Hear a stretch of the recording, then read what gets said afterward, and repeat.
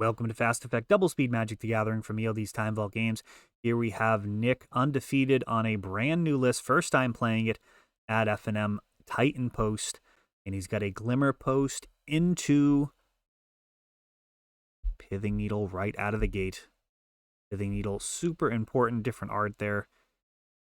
Effect is still the same, and that is shutting down Wasteland, card that is incredibly powerful versus this strategy, which is really inevitable. If you cannot interact with their mana base, no matter how many counters you have in your hand or how much you strip their hand, I mean, they're going to eventually top deck something that's absolutely game over. Days stopping the Pithing Needle, meaning that Kevin's still in this game. Wasteland gonna be his biggest friend. Ponder, potentially find some. And Grief, let's see. Again, the lands are really the thing that you'd want to be taking. Can't do that.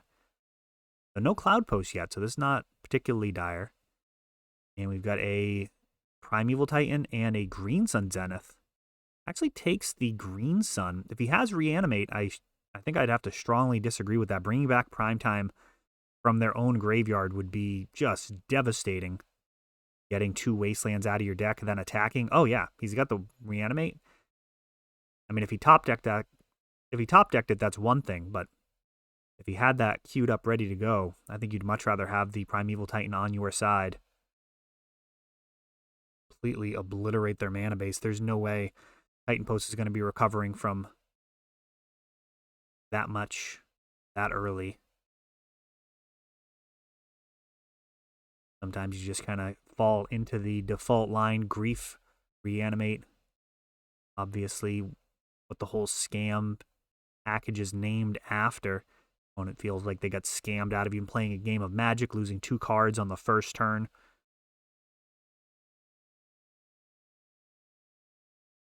Probably more reliable in Legacy, as Reanimate can be done at any point, compared to need to have some instant speed reply like you do in Modern. At least at 1 mana. I guess they might still play stuff like Persist. I don't know.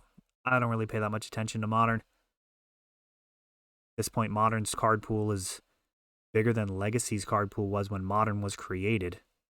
Kind of inevitably becomes little brother to Legacy, still a gigantic card pool. Honestly, like a top tier Modern deck, just as expensive as many Legacy decks, and that's not running a heavy assortment of revised duels. Even Scam's brother, Death Shadow, probably cheaper than most Modern decks that I would consider playing. The One Ring really changes the situation. A little bit of a rant there, as the tables have turned back in Nick's favor, perhaps. The One Ring can really dig him out quite a bit. Baseline minimum, talking about an Ancestral Recall and a Time Walk. The turn that the One Ring is out, really not much is happening on your opponent's turn that's gonna matter. You're not gonna die, at least. You can build their board presence, but additional One Rings will continue to delay the inevitable. And you are going to get 3 cards out of it. 1, that first tap, then 2, all for the low cost of 1 life and 4 mana. And the mana not a problem for this Titan Post deck. I mean, this is all about Cloud Post, the exponential growth. One of my favorite effects in Magic. It's kind of like the formula for life in general. Just keep doubling. On a cellular level, you just keep doubling, and it gets out of hand so fast. Cloud Post, if you have 1 of them, only taps for 1. 2, each tap for 2, so you have 4. 3 goes to 9. 4 goes to 16. So with just 4 lands, you're looking at being able to cast a card like Emrakul and have the extra mana floating. Not that Days would stop it. The guy is uncounterable. Here we have a big Green Sun Zenith. Spell Pierce. Oh, is this going to stop it? That's going to feel bad. You do have to declare your floating mana. Oh, wow. What an MVP. Spell Pierce stopping that Green Sun Zenith.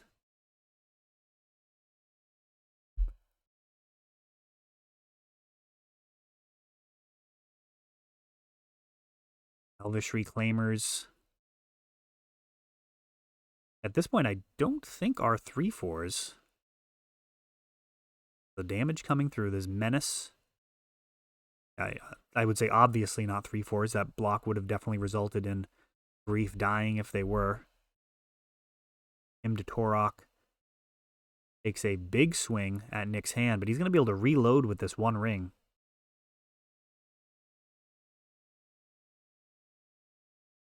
And even these Elvish Reclaimers on board might actually be enough to win the game. They can somewhat uncounterably rotate any of these lands out for additional Cloud Posts, eventually Eye of Ugin. Eye of Ugin can then uncounterably tutor up, something that's very bad news. And we've got Green Sun Zenith, just 3 lands being tapped, but that's representing 7 total mana. Prime Time finally goes up to the dance, finds Eye of Ugin, and that, again, will find Emrakul getting an extra turn, and that Annihilator will get the job done. 15 damage in the air.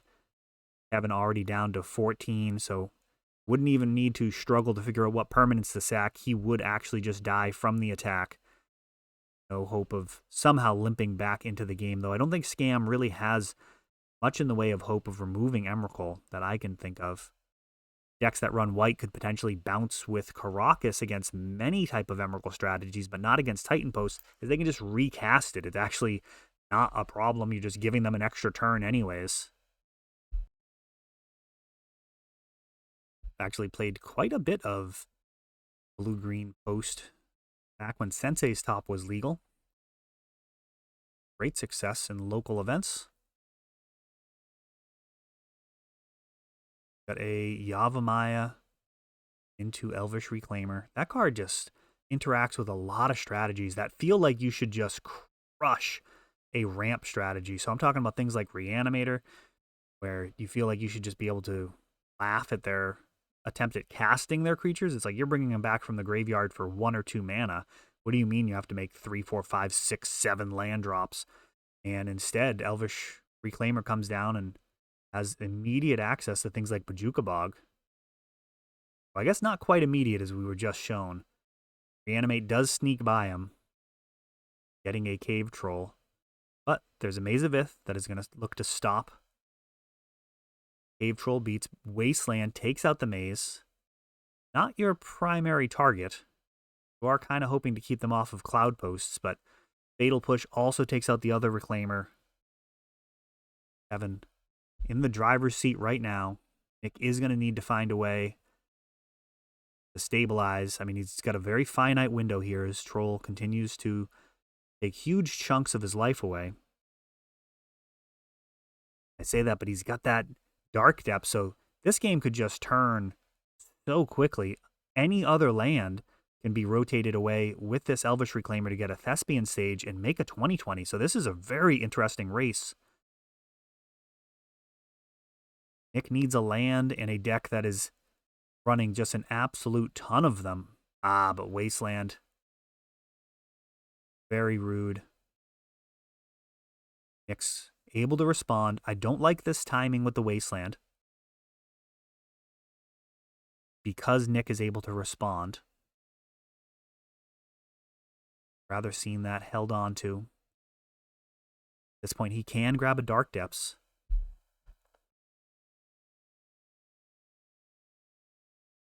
But he'll still, let's see, how's that going to work out? If he grabs a Dark Depths, next turn he can get a Thespian stage, get hit to 2, and then the next turn he can make a 20/20. Oh, but Murktide complicates the equation.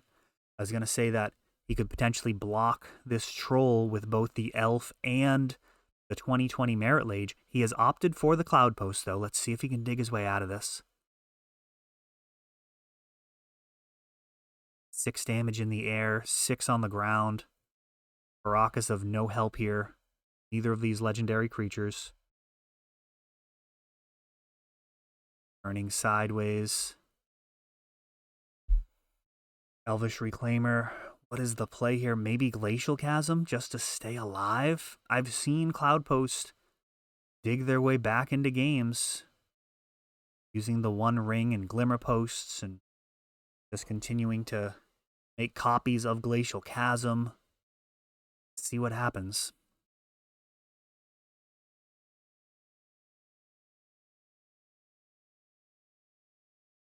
Glacial Chasm going to be able to tap for mana.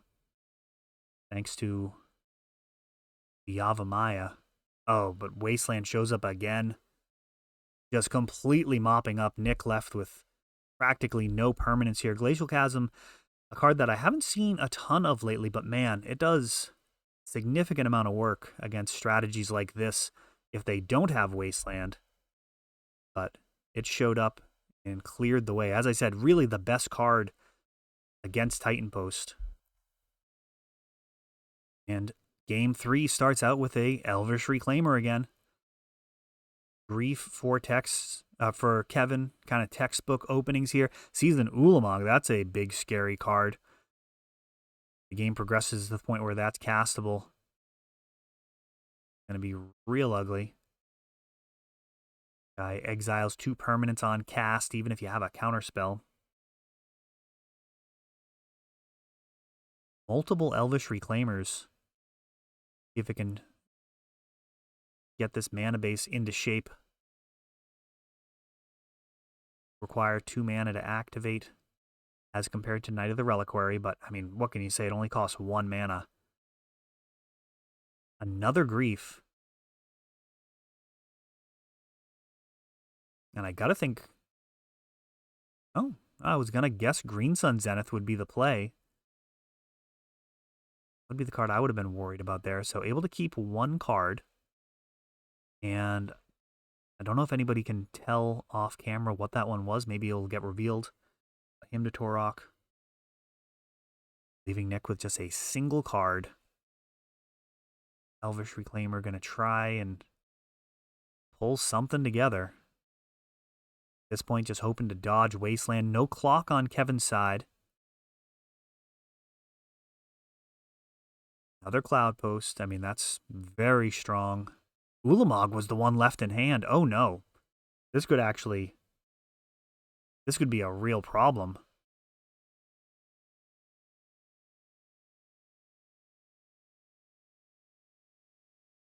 Another Cloud Post. So we have 9 mana with just 3 lands. The next land he draw can be turned into another Cloud Post. This is super dangerous.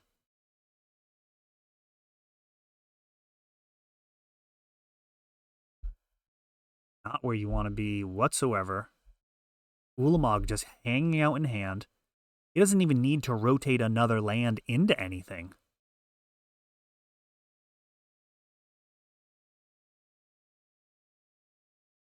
Oh, Wasteland. But again, he can just rotate in response.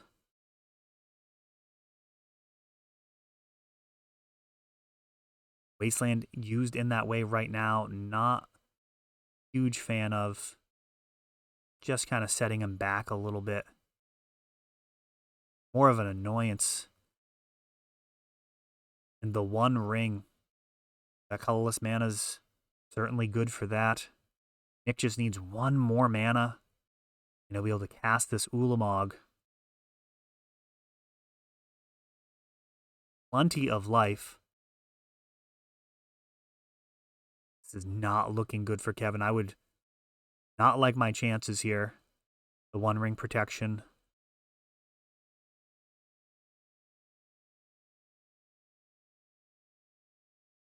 Trying to think if there's any reason to attack there with the One Ring protection up. I can't think of any. I think keeping that open in case something went into the graveyard that could be of use to use your own Dothy. Carpet of Flowers. And here it is. This is what you tune in for. Just devastating play. Ulamog off the top rope. Going to take out 2 permanents on attack. 20 cards on cast, I should say. 20 cards when it attacks.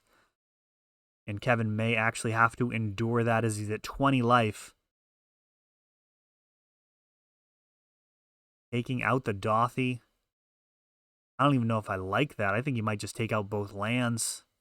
Remember, he's indestructible as well, so even a giant Murktide not going to be able to do much in this situation. 10-10. Get ready to lose. about half your existing library. The One Ring still rolling 15 life. So much life. Brazen Borrower trying to bounce Ulamog. Oh, he's got the answer for it as well. That's just going to do it. Kevin calling it there as Veil of Summer just protecting Ulamog from Brazen Borrower. I mean, he could have just recast it anyways. I mean, that is absolutely asserting dominance there down the stretch as Titan Post gets to do Titan Post things on the way to a W.